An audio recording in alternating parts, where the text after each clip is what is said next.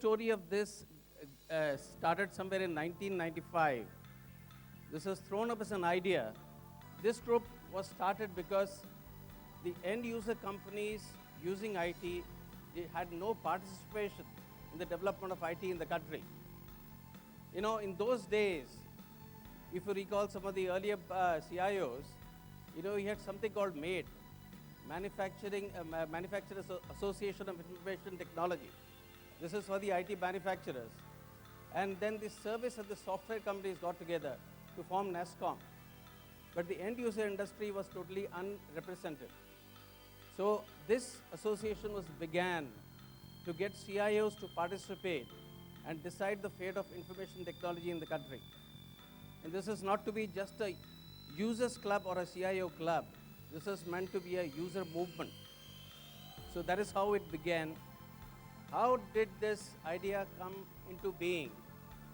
Now the idea had to be converted practically into an association. And we discussed in length how to get this on. Then we had a workshop which was held in Delhi Gymkhana. This was November 1995.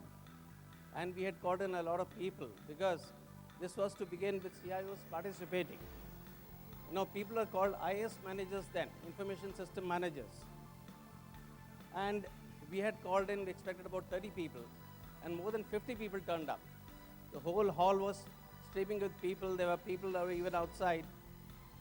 And after having a very successful response from the people, then we formed a governing body and started discussing how to give shape to this. Okay, we had also taken a media company called Media Transasia as partners, and then we sat together to work out the mission statement, the objectives and so on.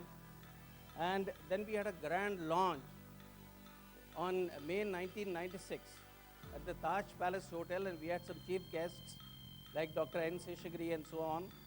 And it was a grand launch. It was very successful. And because of this, we have now it was formally launched in May 1996.